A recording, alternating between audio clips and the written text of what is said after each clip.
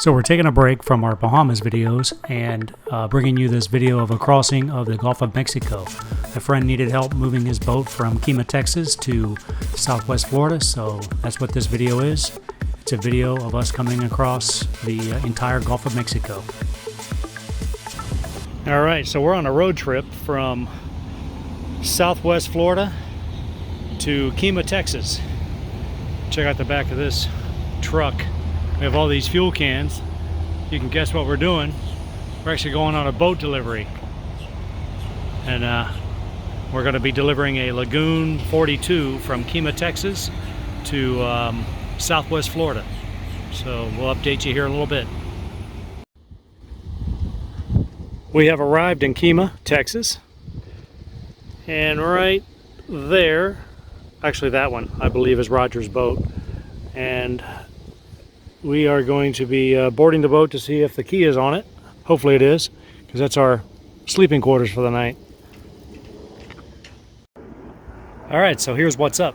We are not on Hana, and we are not in Florida, and we are not in the Bahamas. I am in Kemah, Texas.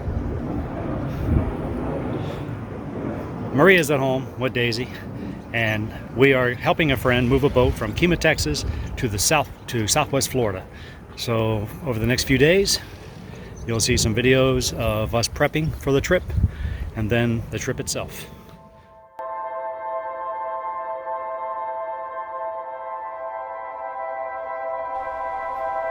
All right, so the plan for this trip was to leave Kemah, sail down through the oil fields and avoiding all the oil platforms. As you can see, all the platforms lit up here at night. And we need to avoid all these ships that are huge.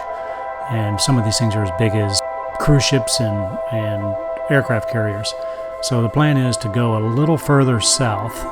If you can see the map here, leaving down from number 58 down towards 63, and then turning toward Southwest Florida. And that will avoid the vast majority of the oil platforms. We figured we would see the ships and be able to avoid those because they're all lit, but there's some stuff out there in the platform fields that are unlit, and we didn't want to run into something and have a catastrophe. So that was our plan. And here's Captain Roger getting ready for this big voyage. We call you Captain, Colonel, Captain, Colonel. Hey, Tomac. Just don't call you late for dinner. And then we have Mike inside here. Since he's reading the manual, we're going to make him the systems engineer. Chief Systems Engineer, Mike. And we have one more crew coming. They'll be here on Sunday. Kind of hard to keep track of the days.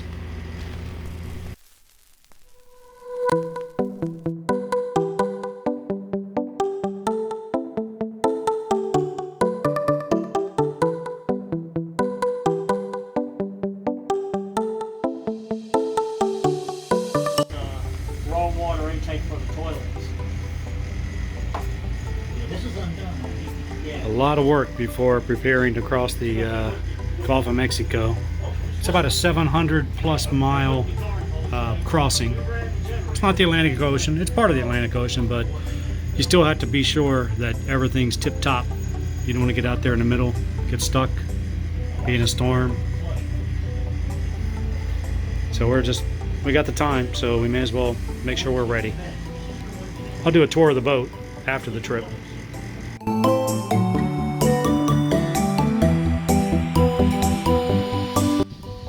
Alright, definitely not at the helm of Hana, as you can see. And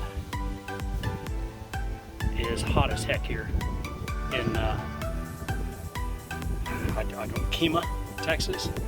And it feels, the feel-like temperature is 112 or 115 degrees, something like that. That's very hot.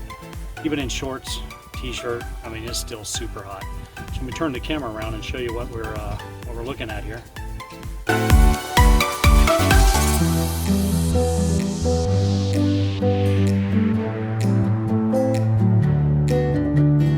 Got our jack lines in case we need to come forward.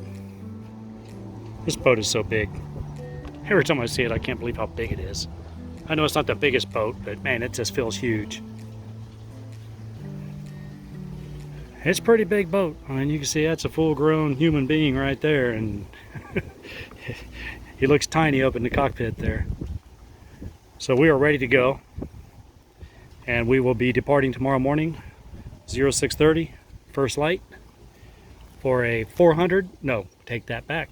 751 mile crossing of the Gulf of Mexico.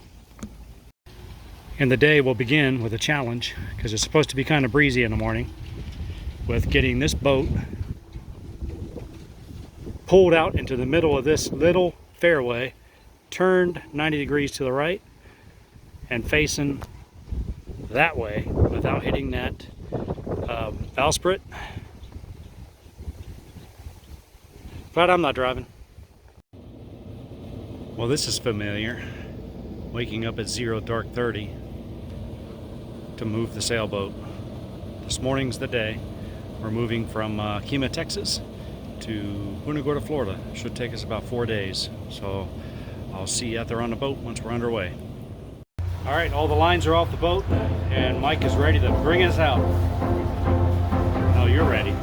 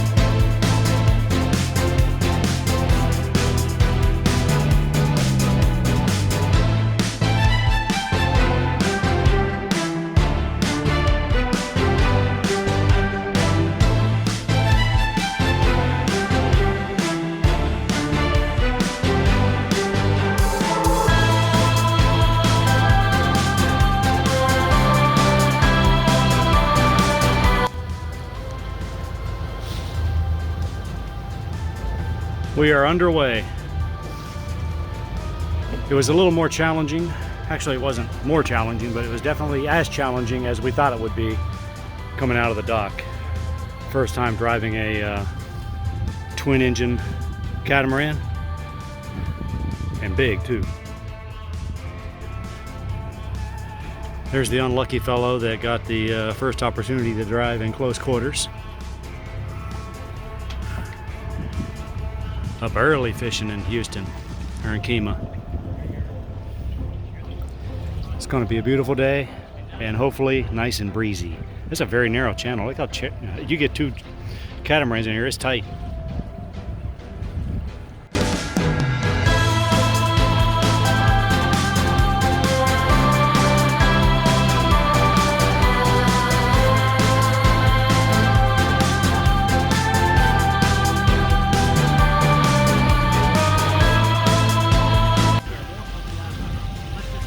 We're about to go under our first and only bridge of the whole trip.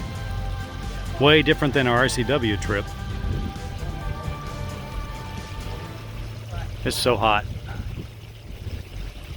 I might just have to ride up here the whole trip.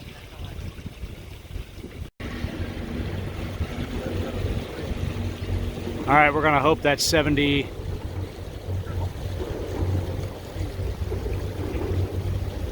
Wow. Had to look close.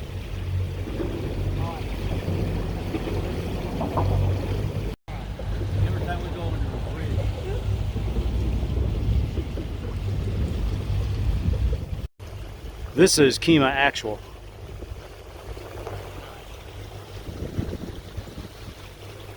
Kemah, Texas vacation area. Well, it looks pretty fun.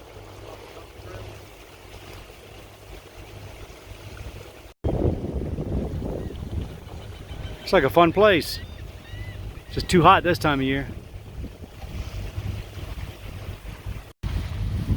All right, we are in Galveston Bay.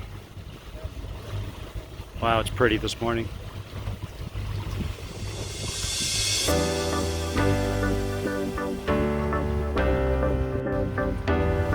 the rest of the crew.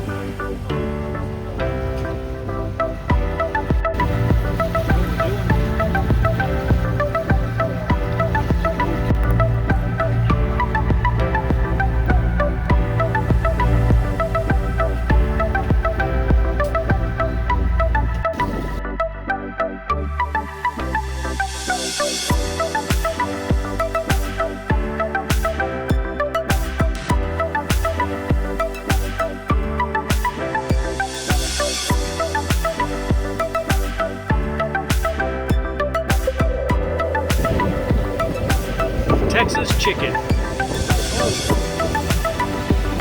Wow.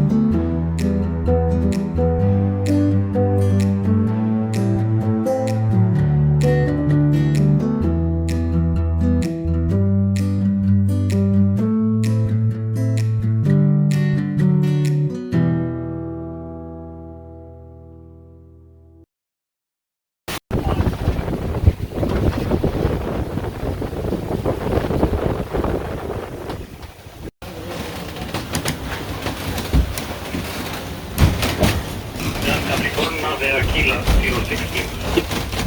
06.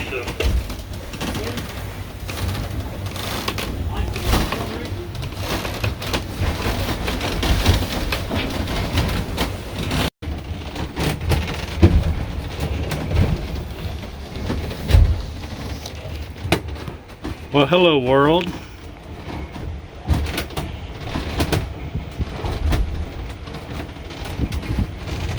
It's the view from my cabin.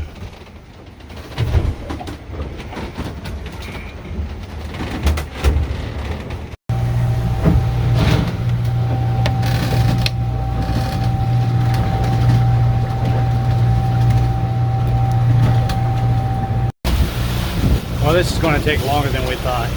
The sail should have been 4 days and change. Looks like it's going to be 5 days and change. The winds are not what we thought they were going to be. They're blowing like 8, 9. They were supposed to be 14 to 19. So I'm starting to wish we'd have bought some more food. We've been at it for 9 hours, I think. And I bet our average speed is below 6. We're expecting 7 or 8. Escape hatch view, day 2. Look at that pretty blue. That is the prettiest blue. My God, that's pretty. That can't be an accident. God definitely made that. So we're on day 2 of the passage, and it's, shall we say, it's definitely going slower than what we thought it was going to go. It's actually, instead of 9 knots that we were anticipating, we didn't plan for 9 knots, but we were hoping. We were planning for 7.5 minimum, but of course, the wind gods are evil. They're not where we want them, and we're doing about 6.5. So that added at least a day and a half. So, I don't know. It's super hot. It's so hot. Obviously, I mean, you can only dress in as little clothing as possible without being offensive. So, anyways, that's where we are. That's where we are. We're about to leave the safety fairways and go into the oil fields without the protection of the fairways. So, hopefully that works out for us. I'm going to show you some pictures of the outside now. All right, there's the view from the front of the boat. Not really supposed to have these windows open while underway, but it's too hot, so we don't have a choice. A lot of the rules that we were following when we left have already went out the window.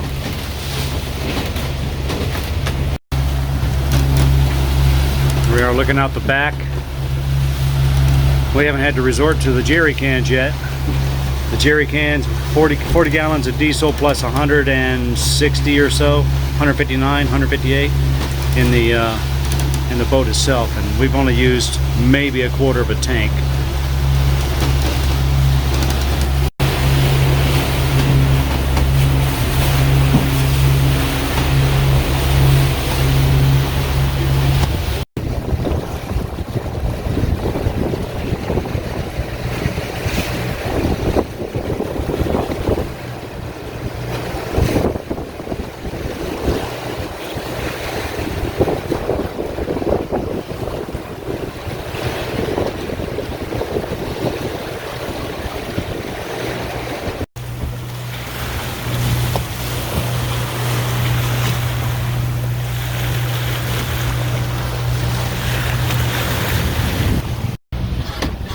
We're not exactly sure how close we can get to these, but that's as close as we're getting.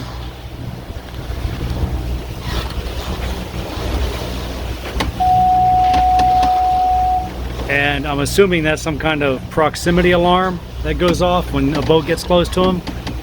It could be something that just goes off all the time too. I'm not sure. It's not calling me on the radio.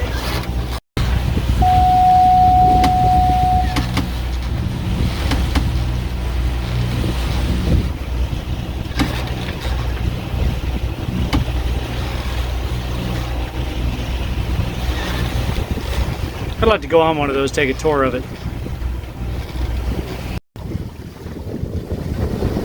This is evening 2 of the crossing, and we are, I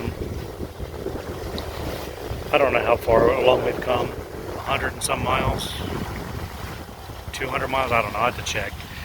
But the winds are starting to calm down. As you can see, we have almost no wind, and the seas are calm.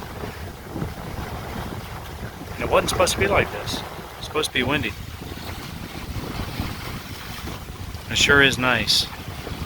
Even though we might run out of diesel before we get there. If it gets real calm and we have to motor.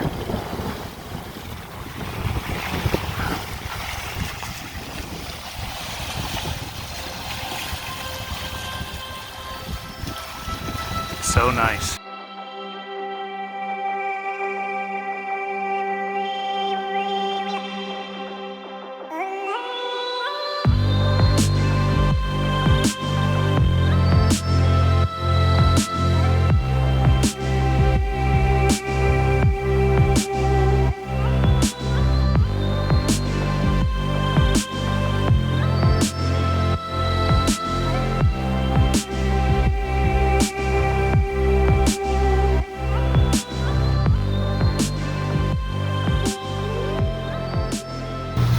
This is how we roll. Oh man, dropped my fork.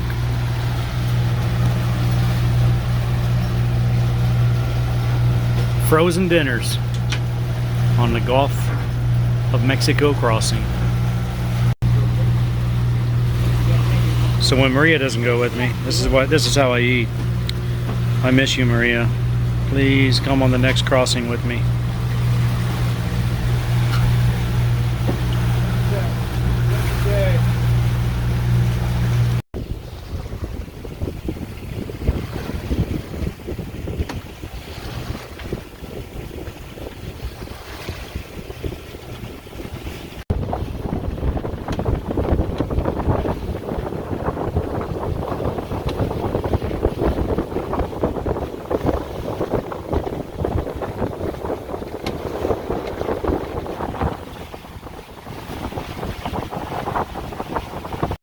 I'm on my second shift of the day. Started off at midnight to 2, and now I'm on the 9 to noon shift. And we turn the camera around and we'll take a look at what we're doing speed-wise. We turned the motors off at about 3:30 this morning, and we're doing 7.5 knots right now with 10 knots of true wind speed, because we have a knot and a half of current. So we're going to just continue sailing for a while, because the wind, more likely than not, will die off. I don't know, maybe tomorrow or Friday, we're not sure. But at this point, it looks like we have about 2 days exactly from now to get in to our destination in Southwest Florida. Still on watch 2 hours later. Nothing to see but sea.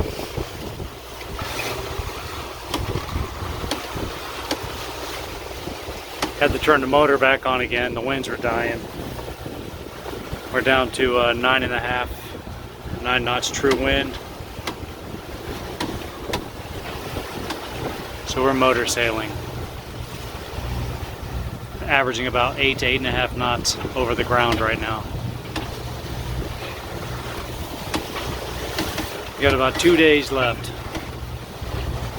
depending on the speed. 2 days to a little less than 2 days. Check out this hillbilly ingenuity level meter.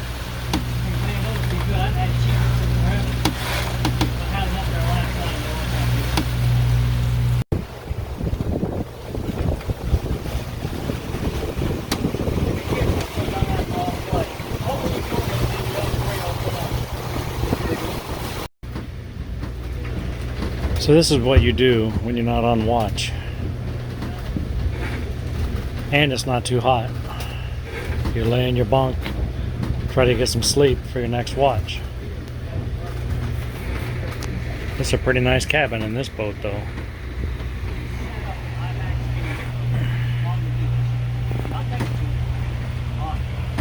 Here's my view from my bed. Got an opening port there, a fan, a hatch, and another opening port behind me. Not a bad view. And here's my bunk from the door, and that is my ditch bag. It has my wallet, my passport, sunscreen, EPIRB, survival stuff. There's my life jacket with tether and whistle. So, safety first.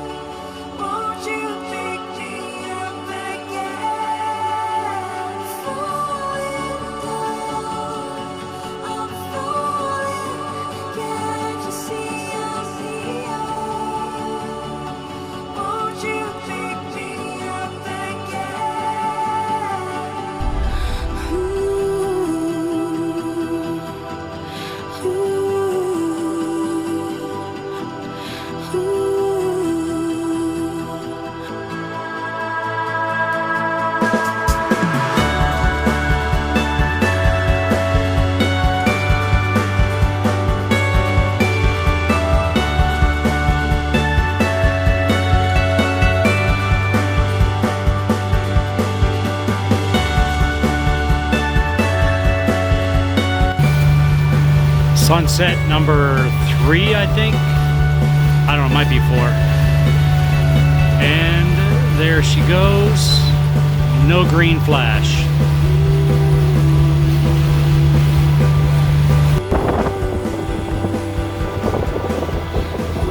Alright, I'm on night watch again. My time right now is 21:09. I'm on till midnight, so it's a 3-hour shift. Hopefully the wind is not making too much noise here, because it's not really that windy, it's just the apparent wind is pretty strong. But we have a show we have here. I'll show you my setup. Got my offshore life jacket, whistle. There's a whistle built in here too.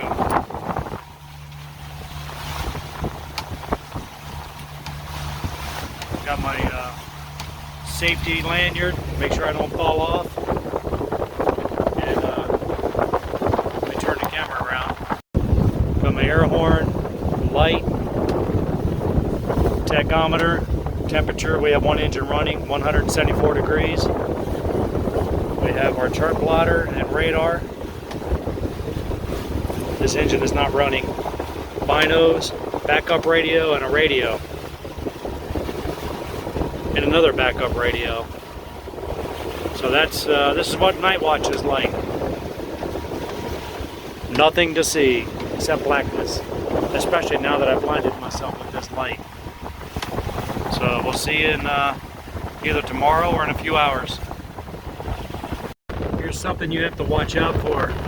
That is a vessel showing on my AIS, and that is us.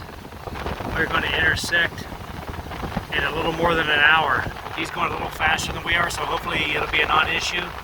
He'll be across our path. There he is, showing up on the radar. And this is AIS.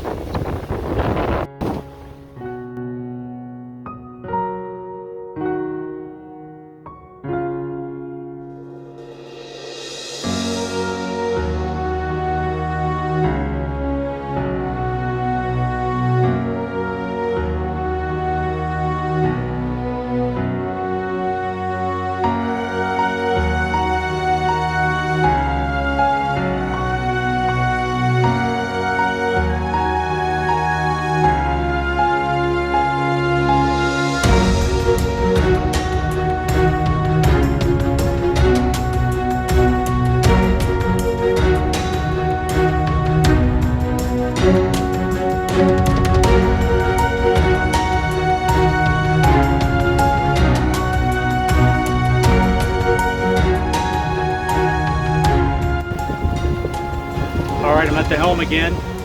It's 18:09, it's 6:09 for you land lovers, PM. This is our second to last day out, I think. If winds pick up, we could be in as late Friday night. If they don't pick up, it'll be Saturday sometime. We'll probably slow down so we can come in during daylight. Had a little bit of rain today, and then now, as you can see, we're almost becalmed, so which was expected. So we actually did turn the air conditioner on inside the boat, which was a welcome event that happened today. So anyway, I'm going to turn around here and show you what we're looking at. So as you can see, the water is calm as can be, which also means the wind is calm as can be. I'm leaving the sails out though, because I see clouds, and when I see clouds that usually means wind, so I'll take every bit of wind I can get, because right there is the true wind. So 3 knots of wind, so obviously we're motor sailing, and it's going to be another beautiful sunset. I'll show you that here in about 2 hours. Well, I got busy with the boat and missed the sunrise, so that's what we got. Maybe we'll catch it tomorrow night.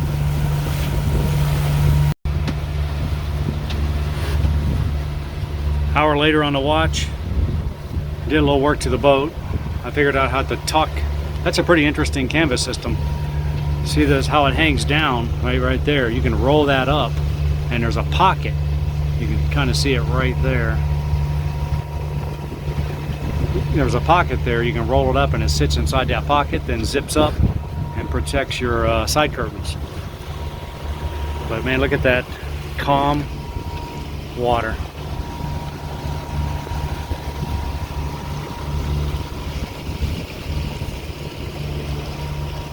This is the kind of night you can get complacent on. You don't want to do that on the water. Complacency kills.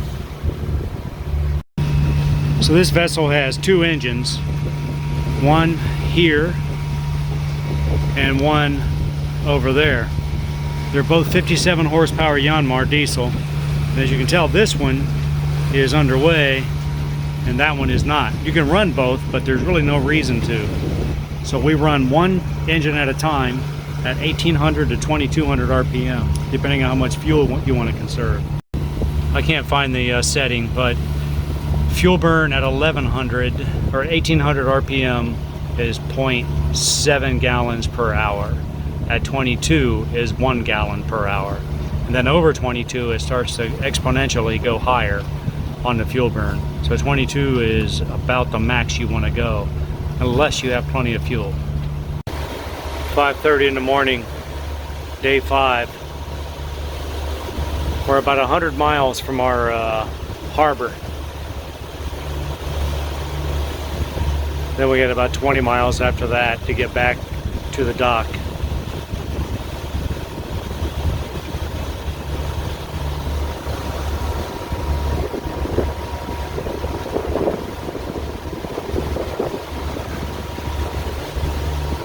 I'm hoping that's not rain that direction.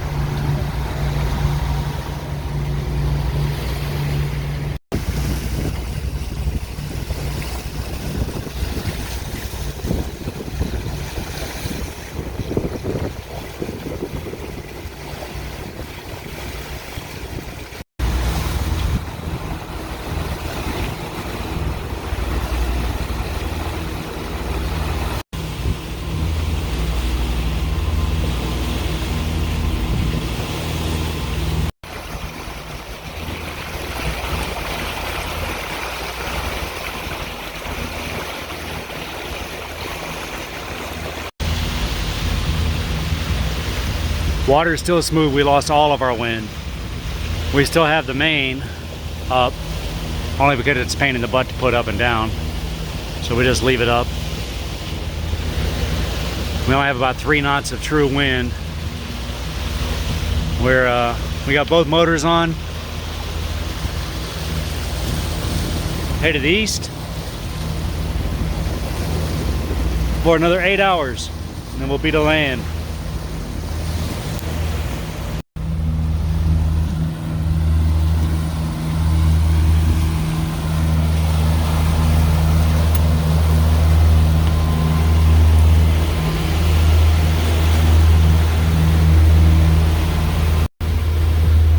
We are on our last leg of this trip.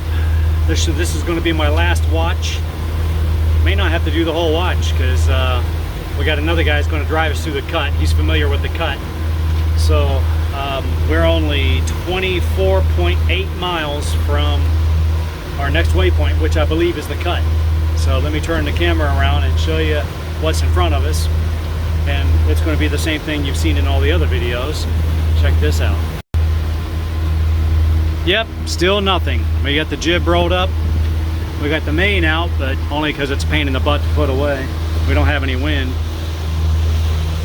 Calm seas and clear skies, which I guess we'll take. Better than storms. So the next video will probably be when we're going through the cut.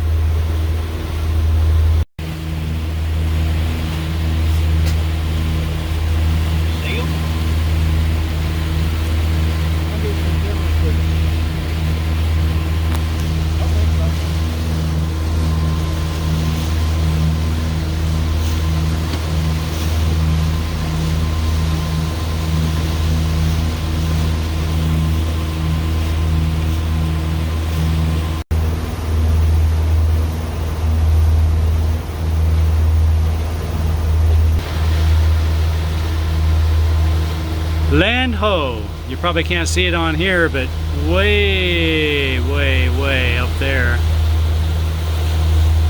is a lighthouse on Boca Grande Island. Well, we have land ho, and now we have about 4 miles to the next waypoint, which is the inlet to Boca Grande, and then from there we have about a 3-hour trip, hopefully less, to the dock. So we're trying to do this before the sun sets, and as you can see, we are racing nature. The sun is, I don't know, 30 degrees, 20 degrees from the horizon, so it's going to be close. Hopefully if it's dark, we still have a little bit of daylight left. All right, we plotted a course from Kemah, Texas to this inlet, and right on the money. I mean, it's putting us right between the markers, right where we want to be. So we have to go up through here and then turn over through that inlet right there. That beach you see over there is not Gasparilla, Cayo Costa. And over on that point is Boca Grande. Here's the crew that's going to take us in. California Mike and Captain D.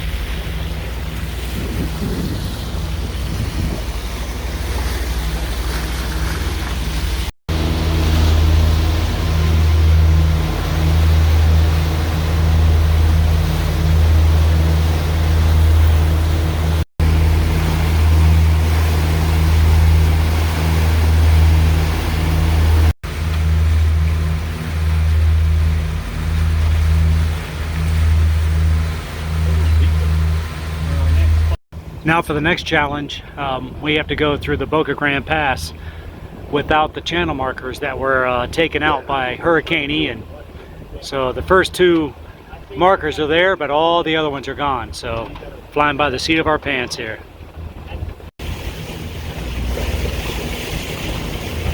Coming into harbor just as the sun is setting.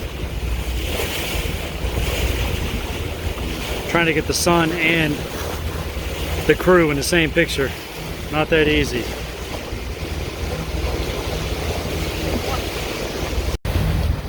This is Boca Grande Pass. It's not a really difficult entrance, but it's very crooked. If you're not familiar with it, I wouldn't do it at night.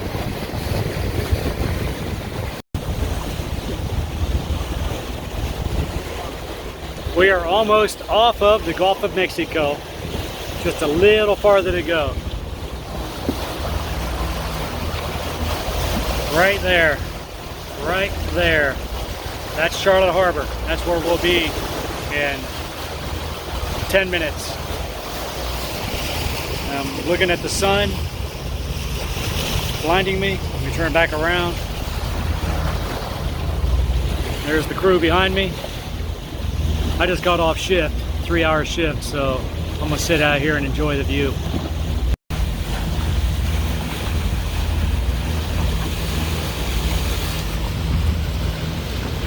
That's Gasparilla State Park right there. Maria and I go to the beach there all the time. That's our favorite beach. Favorite beach is closest to our house anyway.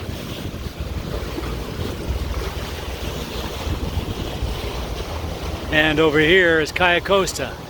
I see a lot of sticks, trees without leaves, but they're coming back. Hurricane Ian ripped that thing to shreds, killed almost everything. So we just have to go way over there where you can't see through this harbor, about 20 miles.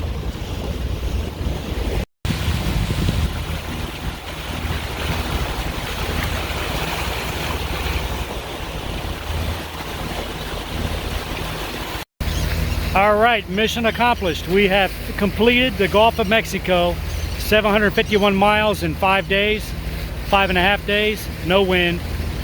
And we are in Charlotte Harbor right now, about 2 or 3 hours away from the dock that we're gonna park this beast. It's a 42-foot lagoon catamaran, 25 feet wide.